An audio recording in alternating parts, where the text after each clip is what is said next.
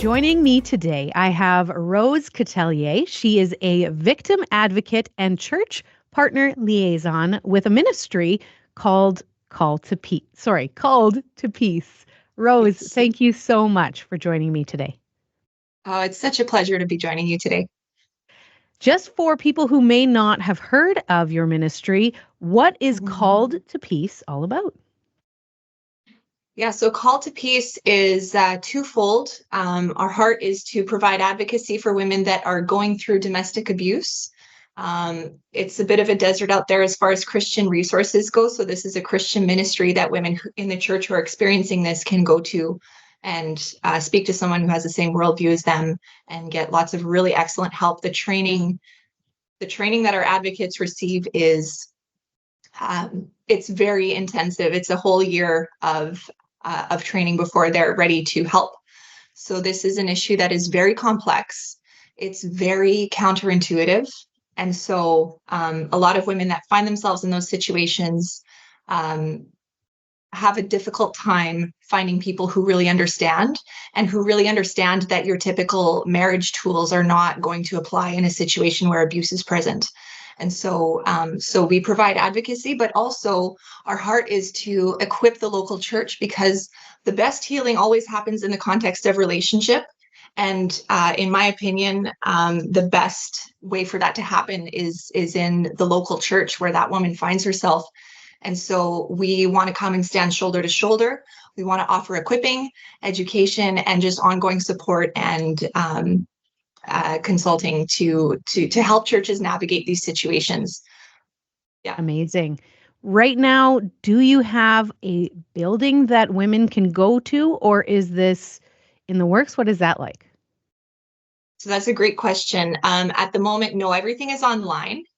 This is not like an emergency service. This is a service where a woman can contact us, say she wants advocacy, and we match her up with someone that's able to speak with her and offer that education, the equipping, the encouragement, and all of that piece, and try to help her to get clarity and safety plan.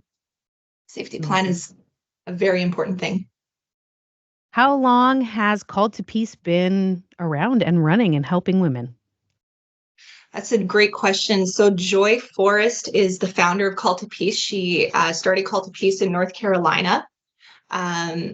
Oh goodness, now you've stumped me with the question. When did she found it? I want to say it was, I know it was 10-ish years ago, possibly more, but so she started that in North Carolina, and it's just grown like wildfire. Call to Peace is serving women all over the world, here in Canada. So I got involved with Call to Peace because at first I needed an advocate, and then because it was hands down the best resource that I ever accessed, I really wanted to go on and become an advocate as well. And so we are expanding, right? Obviously, we're serving people in Canada, in Israel, in Africa, in different countries in Europe. So with the internet these days, people are able to find, an online platform like this, and people are getting involved from it absolutely everywhere. Because, like I said, it's a desert out there when it comes to resources for domestic abuse. At least Christian ones. There's lots of resources in the community, but this is something that is kind of a diamond in the rough kind of a ministry. There's very few like it. Absolutely. Yeah. You recently had a conference with Called to Peace in Manitoba. Can you tell me a little more about that? Yeah, so we did a training. The training is called Protect the Flock, and it's geared towards church leaders, whether that's pastors, elders, deacons, lay leaders, or just, I always say, anyone who loves someone who's caught in domestic abuse and wants to learn how to support them better. And so that was 3 weeks ago, it was on March 9th. And my dear friends Earl and Maria Buchan of Radiant Church hosted the training, and it was the first ever Protect the Flock in Canada, and Lord willing, the first of many. That's amazing. How did the conference go? It was a weekend thing?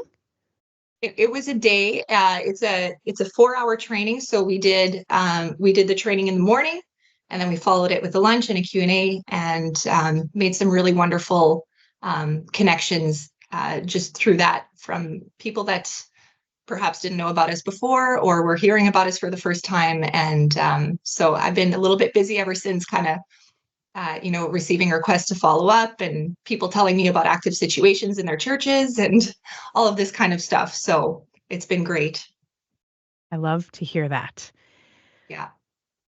It leads me right into my next question. For churches or ministries who are looking to connect and help out and get involved, how can they do that? It's a great question. So Call to Peace is a U.S. charity. So where I'm going to direct people is to the Radiant Church website. So the Radiant Church website is accepting donations towards Call to Peace. And that way people can give there and designate that their giving is for Call to Peace. And that way they can receive a tax deductible donation or donation receipt. Lovely. We're going to put a link in the article. As Great. far as people who want to become advocates, do they go to the same website? Yeah, so calledtopeace.org is where women can go to request an advocate, to request to become an advocate. It's also where churches can go to request help, if they want to consult with somebody or have just have a consultation. Another way they can do that is to email me directly. So my email address is rose, ROSE, at calledtopeace.org.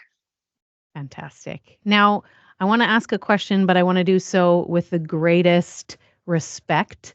And anything you actually want to share, feel free. If not, that's no problem. Why did you get involved in Call to Peace and become an advocate for women? Yeah, so sadly, I did find myself in a situation where I was needing protection, and so because it was difficult for me to find people in my local church context who really understood what I was going through, I found myself searching outside of that to see if there were any resources that were really equipped to offer practical help. So I reached out to Call to Peace. I requested an advocate, and so I was able to get get clarity about my situation, do some safety planning, get strong. Sadly, it was a situation I did end up having to remove myself from after 2 unsuccessful attempts at reconciliation. And so now now I have become an advocate. So I went through the year-long training to be equipped to help other women the same way I was helped, because it was hands down the best resource I had ever accessed. It wasn't even close. It's just that personal connection of being able to speak to a human being and speak to them about your situation and have them really understand what you're going through. And so that was really huge. And then also the fact that they're able to come alongside my local church and to offer ongoing support is just the biggest godsend, because the church should be the safest place on earth for women that are going through abuse. Thank you so much for sharing that. I appreciate that. One last personal question, if that's all right. If any women right now are listening, they're believers and they're going through domestic abuse, what would you say to them? I would say that you're not alone. The statistic is 1 in 3 women in their lifetime will experience severe physical abuse from an intimate partner. And that's only based on police reports. And I don't know about you, Sylvia, but this makes me want to weep. That statistic is not any different in the church than it is in the secular world. And so what I would say to that woman is, you're not crazy, you're not alone, and there's help.